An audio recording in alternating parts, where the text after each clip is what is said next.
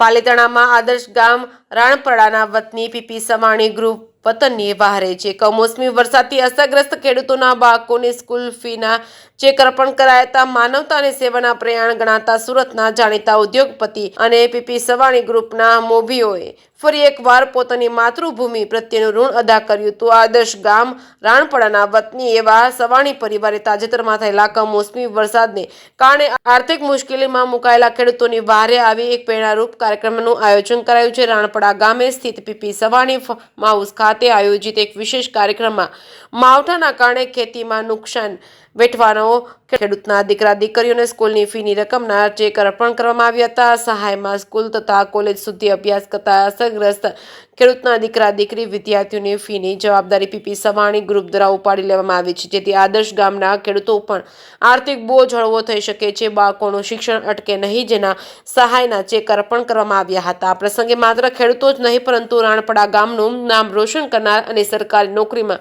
ઉચ્ચ હોદ્દા પર કાર્યરત ગામના કર્મીઓનું પણ વતનના રતન તરીકે સન્માન કરવામાં આવ્યું હતું। વતનમાં રહી કે બહાર રહી રાષ્ટ્ર સેવાના યોગદાન આપતા આ રત્નોને સન્માનિત કરી પ્રોત્સાહિત કરવામાં આવ્યા હતા। આ સેવાકીય કાર્યમાં ગામના ભામાશાહ વલ્લભભાઈ સવાણી, હજારો દીકરીઓના પાલક પિતા તરીકે જાણીતા મહેશભાઈ સવાણી, સામાજિક અગ્રણી તેમજ બાબુભાઈ વિરડિયા, લક્ષ્મણભાઈ માંગુકિયા, કાંતિભાઈ તેમજ સહિતના લોકો બોડી સંખ્યામાં ઉપસ્થિત રહ્યા હતા। આજે આદર્શ ગામ રાણપરા ના ઉત્તરાયણના મકર સંક્રાંતિના પર્વ નિમિત્તે લોકો કોઈને કઈ રીતે દાન કરતા હોય છે।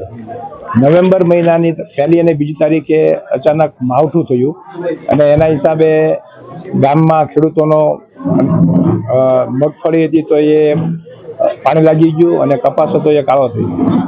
ત્યારે દરેક લોકોએ પોતપોતાના ગામમાં જે બનતી હેલ્પ કરવાની થાય એ કરવી જોઈએ।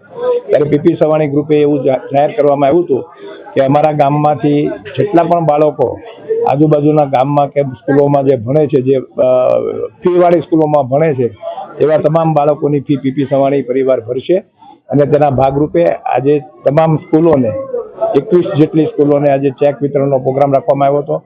નંબર 2, વતનનું રતન એટલે અમારા ગામમાંથી સરકારી કર્મચારી તરીકે જોઈન્ટ થયેલા હોય તેવા સરકારી અધિકારીઓ ક્લાસ 3, ક્લાસ 2, ક્લાસ 1 અધિકારીઓ એવા 75 જેટલા દીકરા દીકરીઓ ફક્ત રાણપરામાંથી અધિકારી સરકારી નોકરીમાં લાગેલા હોય તેમનો પણ આજે સન્માન સમારોહ હતો। અને ગઈ દિવાળીએ જે રાણપરા ગામમાં લાઇબ્રેરીનું ઓપનિંગ કરવામાં આવ્યું હતું, એ લાઇબ્રેરીને પુસ્તકોથી ભરી દેવાની જવાબદારી આ 75 અધિકારીશ્રીઓએ લીધેલી છે અને સામે એટલા જ પુસ્તક પીપી સવાણી ગ્રુપ તરફથી પણ આપવામાં આવશે, જેનાથી ગામનો વિકાસ થાય, ગામમાંથી વધારેમાં વધારે લોકો સરકારી નોકરીમાં જોડાય।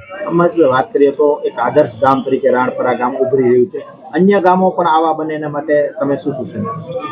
દરેક ગામના અગ્રણી હોય, ગામમાં કોઈ જે લોકો સુરત કે વડોદરા કે અમદાવાદમાં બિઝનેસ કરતા હોય એમને પોતાના ગામ પ્રત્યેની લાગણી તો હોય જ, પણ એમને એક રિયલ સૂચન અને રિયલ દિશા મળે ત્યારે મને આજે કહેતા ગૌરવ થાય કે રાણપરા ગામમાં 75 જેટલા સરકારી કર્મચારીઓ જે અમારા ગામમાંથી નીકળેલા છે, તમામ લોકો ઉચ્ચ અધિકારી હોય એ એમના નીચલી કક્ષાના અધિકારીઓને પૂરું ગાઈડન્સ આપે, તેમને લાઈન આપે અને વધારેમાં વધારે લોકો આ જે એક્ઝામ હોય એમાં પાસ થાય અને હંમેશા પાલીતાણા તાલુકામાં નંબર 1 ગામ તરીકે વધારે વધારે અધિકારીઓ રાણપરા ગામના રહે એવી ઈચ્છા રાખીએ। રાણપરા ગામમાં પૈસાની જરૂર નથી પણ પુસ્તકની જરૂર છે, જ્યારે એવા પુસ્તકોની જવાબદારી અમારા બધા અધિકારીશ્રીઓએ લીધેલી હોય એ પણ અમારા ગામનું એક ગૌરવ છે। ખાસ કરીને કેટલા શાળાઓમાં કોઈ એક સ્કૂલમાં કે એક કોલેજમાં કેટલા લોકો ભણતા હોય એનું લિસ્ટ અમે એ મને માઇન્ડમાં નથી, પણ માનો કે સતુઆ બાબા જે કોલેજ છે તો એવી રીતે ટોટલ 21 ચેકોનું અર્પણ આજે કરવામાં આવ્યું છે।